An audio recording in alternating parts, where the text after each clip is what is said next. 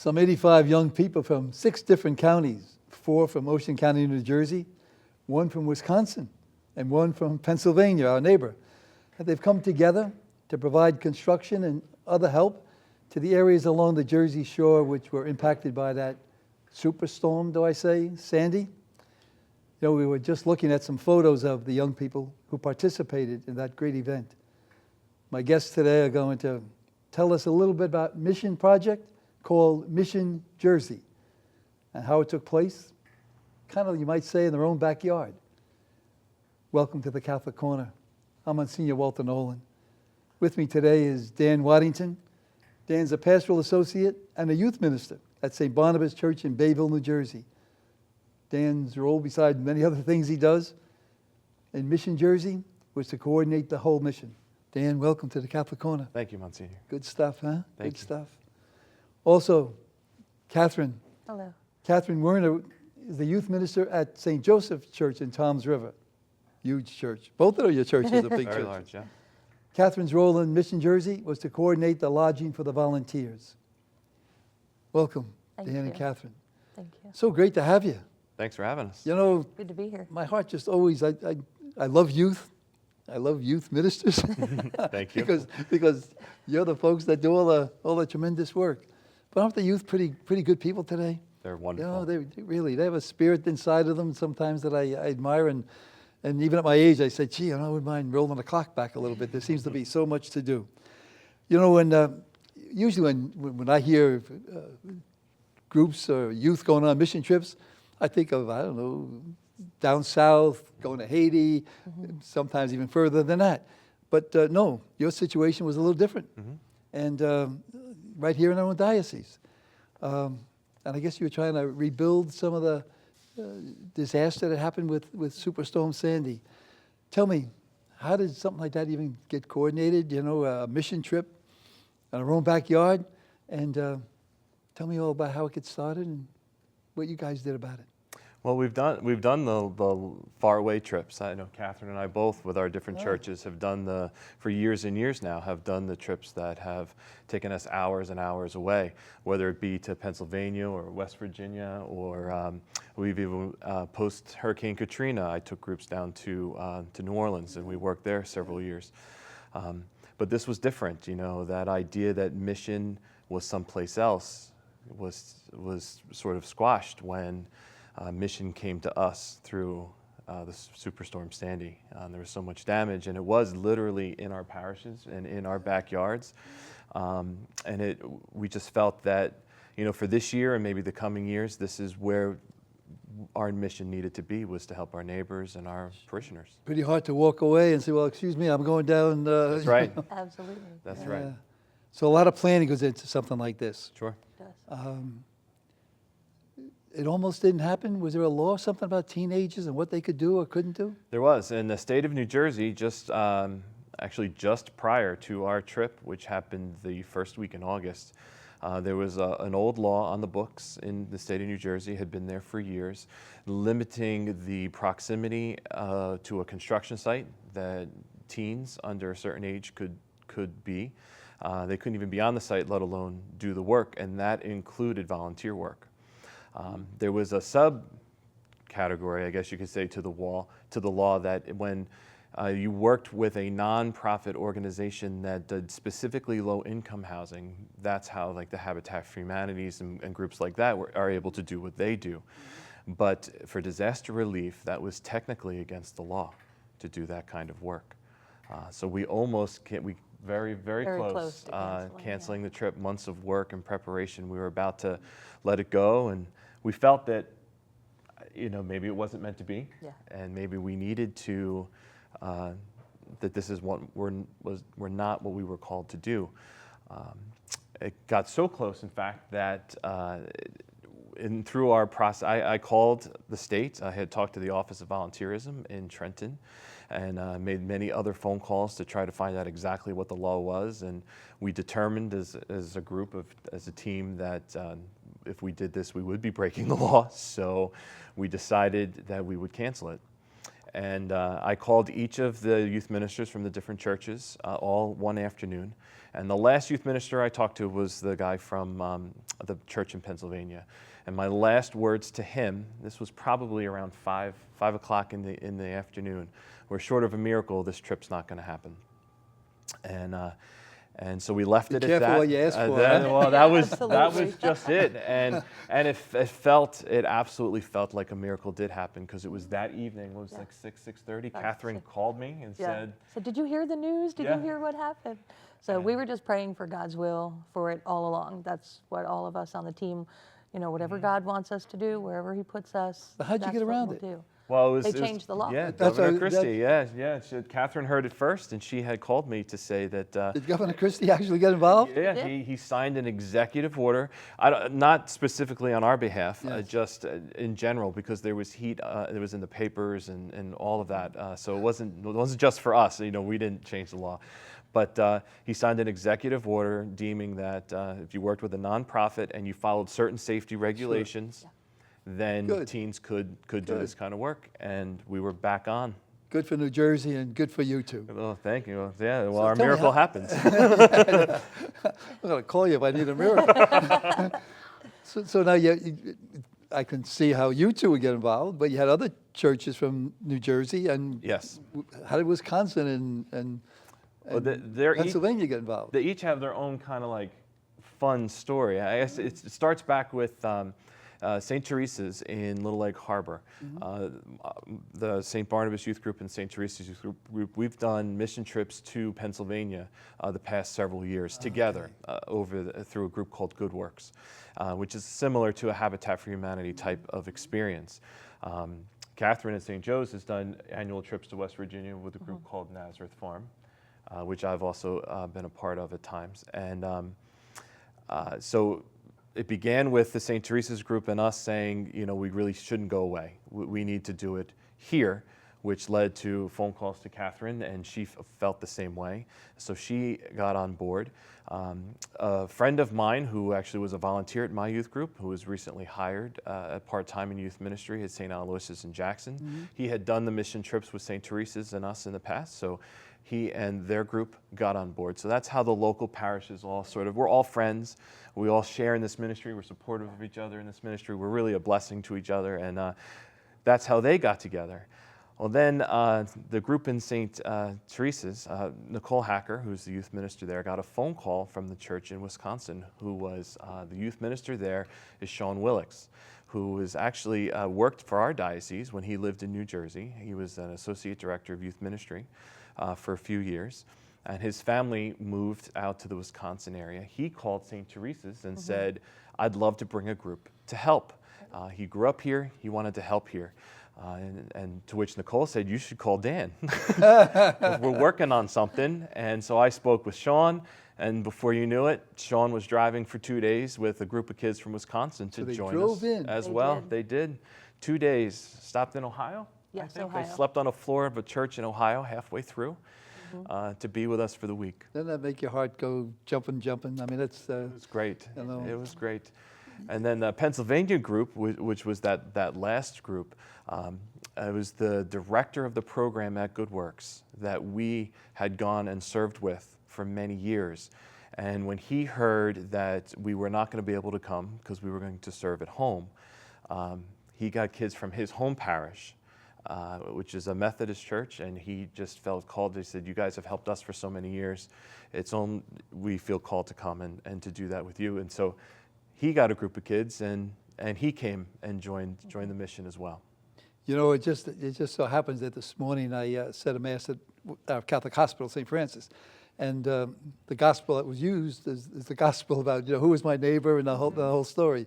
And here you're telling me about all of the neighbors getting That's right. together, and you say, it's real. It And is. It really is real stuff, isn't it? Huh?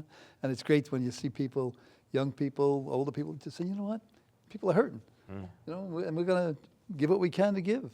And that's if the world does that, boy, God's got to have a smile this big, and then we'd all have a So, smile that big. I hope so. Now, this, I'm sure this doesn't happen real easy, even though you're talking about it so easily. You were the coordinator, and Right. how'd you even get the name Mission Jersey? I mean, Jersey's Jersey. Catherine Jersey. gets credit for that. Yeah. We brainstormed a lot of different names, and well, it was just our discussions, our team meetings, right? Yeah, we would all get together about every 3 weeks or so as a team, and the Wisconsin crew would phone in, and we would talk about what needed to be done next. And we were trying to figure out what our name would be, and we just kept saying over and over, our mission, what's our mission? Well, it's Jersey, so we just put it together and Mission Jersey. And I even like it that you left out the new. Yeah. That's Because Jersey's Jersey. Jersey, that's right. Yeah. Jersey. People say, where are you from? Jersey. Jersey. That's, And again, for our groups, and for the St. Teresa's group specifically, we had always gone out of New Jersey Yes. for mission. So for us to help redirect that idea for our teens to our mission is home. Our mission is Jersey. so what were your jobs, and how did you palm off other jobs to the other men? We were a great team. This could not have happened without the collective wisdom. And I said that to the group, and that I got the blessing of sort of being the one that pulled it all together. But I couldn't have done it without Catherine and the other two leaders, Joey Toon and Nicole Hacker, were really our core. And it was just a blessing to work together. It really, really was a blessing to work together. So while I did a lot of the logistics and the phone calls and the setting up of the day-to-day programming and things like that, Catherine had a tremendous task with our housing, with many obstacles. Just a few. Yeah. You had a house, not all So- 85, because some of them were your own. Oh Well, no, we everybody housed them all. stayed there. You housed them all. And Yeah. we found, we coordinated with Monsignor Donovan High School, which is a part of St. Joseph Parish. Sure. Just to make sure we had sleeping arrangements for everyone. So we would they all- sleep with other families in your area? No. No, on we the all floor. stayed at the high school. We all Oh, slept in the okay, classrooms, okay. which was interesting. So we slept at the school. Father Mike Hall took care of all of our food. He cooked for us, and we had different volunteers coming in. You had one of our young priests cooking for you. That's oh yes, and we ate absolutely. very well. I love it. It was I love it. fantastic. So we handled all the food, and we just wanted to make sure that everybody had a safe place to stay. And then we had to find shower facilities for everyone Sure. because not everyone would fit to use the locker rooms just on time restraints. So we worked with Ocean County College, Ocean County YMCA to use their facilities. They were wonderful. Everything came together. It was really great. And then Joe and Nicole also took on a lot of other responsibilities. Joe worked primarily with our connection for the work sites. We worked with a group called We Are Team Jersey, who's been doing disaster relief right from the very beginning, right after the storm. And they have a wonderful story. You could probably do a show just on what they do. They have a wonderful story. And so he coordinated with them, set up all our work projects and things like that. Nicole handled a lot of our special projects, I guess you would say. We had Mass on the Beach one night. She dealt with Seaside Heights in the town, setting that up. She worked with one of the shower facilities and helped pull together a lot of those extra stuff that we needed. So we really shared the load. And again, I said, just sorry to repeat myself, but it truly Good. was a blessing to work together. Good. So how did you get the youngsters? I mean, did you just, They love to serve. They do. yeah? That was the easiest part. Oh, absolutely. Is just getting the young people there. They had to figure out like their work schedules and family vacation schedules. But Now, was this done during summertime? Tell me a little bit. Summer, yeah. it was Okay. during the first week of August. Okay. And the kids, as soon as we put it out there, they just jumped on board. So. And they were- whereabouts did you help? We actually- What towns did you go to, or Many towns, actually. We had, we had what came about 10 different projects. Yes. 6, I think we said 6 or 7 different, homes, actual homes, and then some extra other places. We worked in Ortley Beach. We worked on some homes there. We worked in Seaside Heights, actually on the boardwalk. both places were hit pretty hard? Yes. Lavalette. We worked in homes in Lavalette, Seaside Park. We did some work in Berkeley Township on this side of the bay, on the inland side of the That bay as strip well. there was probably hit the hardest? It was hit very yeah, hard as well. Hmm. Now, when you say you did some construction work and other things, That's right. how do you, with the youngsters, I mean, did you say, well, who has a carpenter father, or who has a, Oh, no, tell me yeah. about We how you were- organize all of that. Oh, and we needed to be for safety reasons and to comply with the law. Oh, yeah. The new. I was going to say yeah. safety. I mean, what happens if somebody said, just pick up a hammer and go, oh, wow. Oh, no. You know? No, we had 3 sites that were, I would say, true construction sites: framing and sheetrocking and flooring and ceilings and painting and sanding and spackling and all those different kinds of things.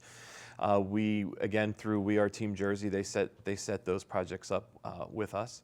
And then we had volunteers within our groups that had some construction or mission, at the very least mission trip experience, so they were able to guide the kids and keep them safe and instruct them to do what they needed to do.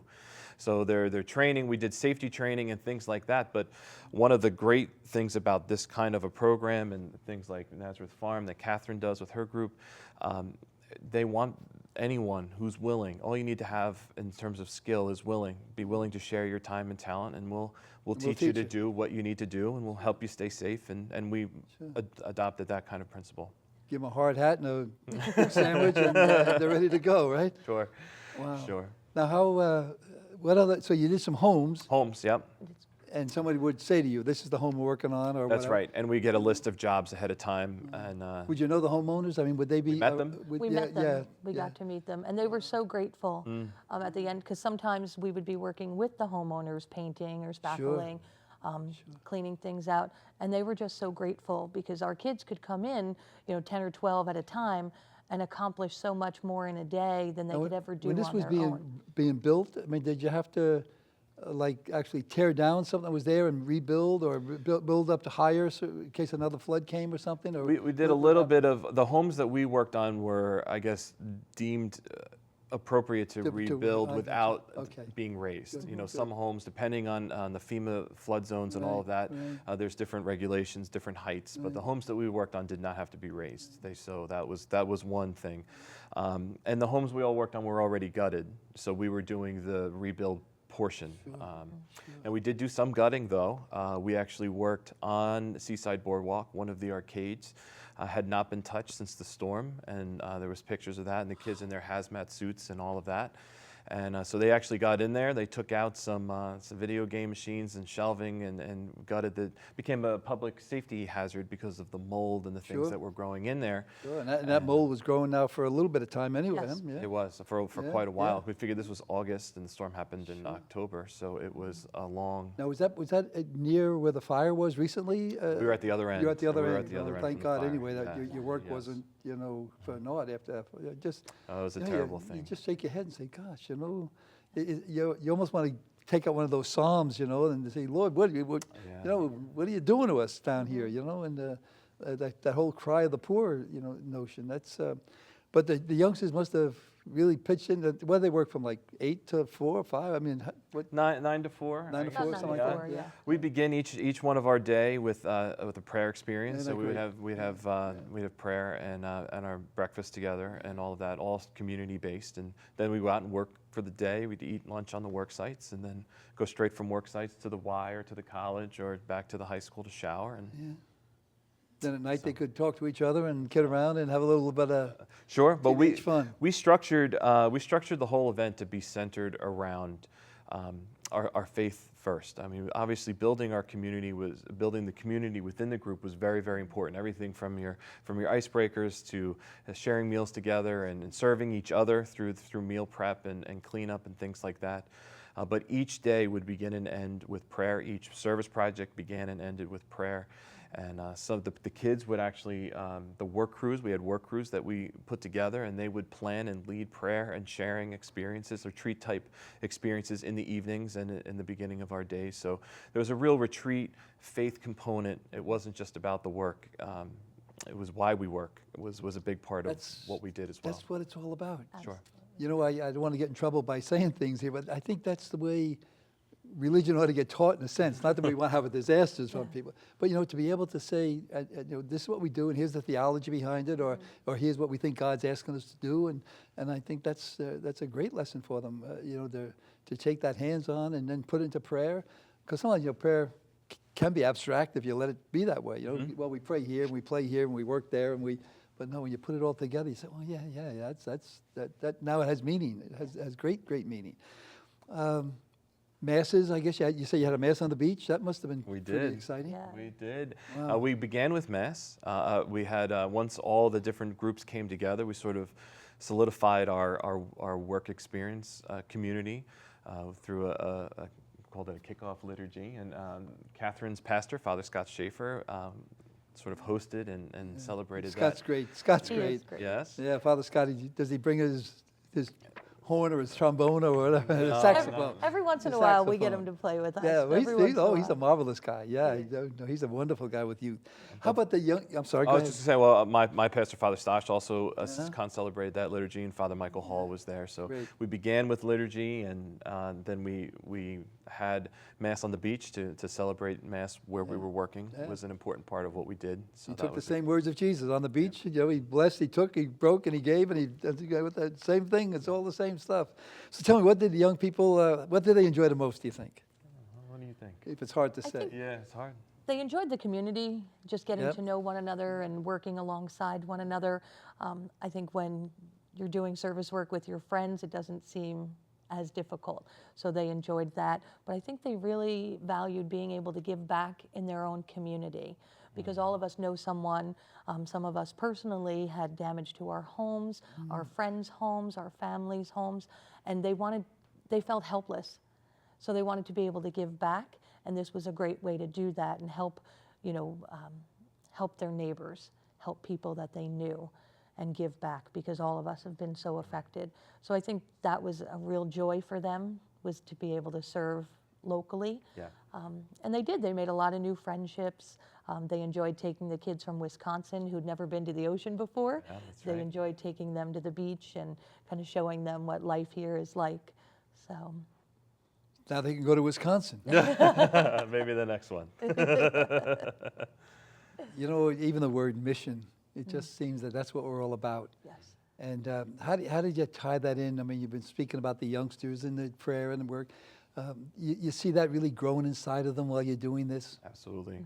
And I think you touched on it earlier, Monsignor, when you said something about putting prayer and faith into action. And that's really what so much of youth ministry is, and especially these kinds of service projects and mission trips we do is empowering our teens, empowering our kids to realize how important they are and the difference that they can make, and then giving them tools and opportunities to be that Jesus figure to others, and to put, it's not just something that happens inside church.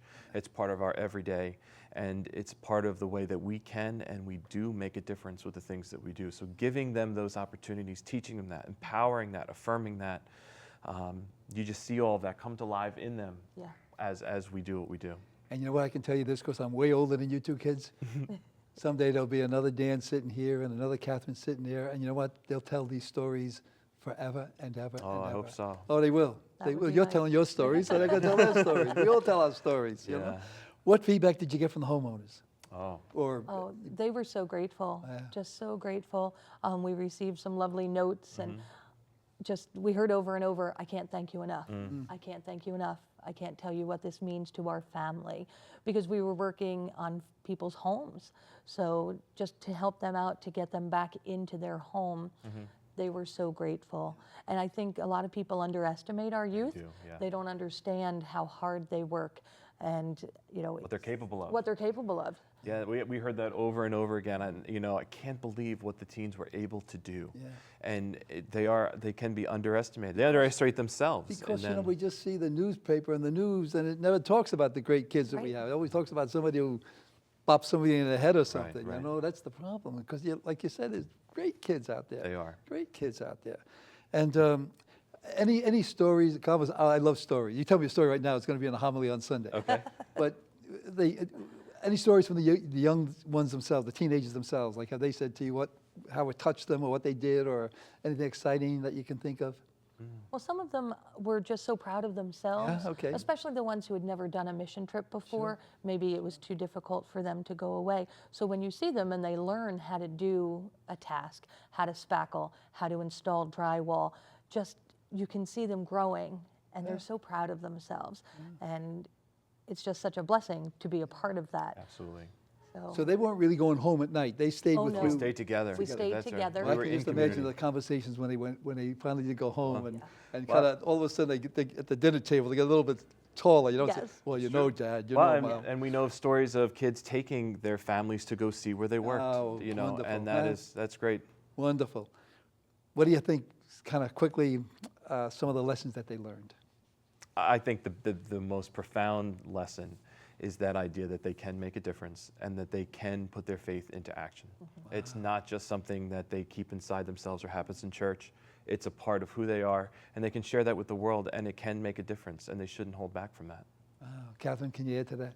I think just it really gave them the opportunity to put their Catholic faith in action, and it just affirms them that it's cool to be Catholic. Isn't that Yeah, marvelous? They're probably your sons and daughters and everybody else. God bless you. Thanks for being with us on the Catholic Corner. Let the youth keep growing up to the manhood and womanhood of sons and daughters of a God that really does love us an awful lot.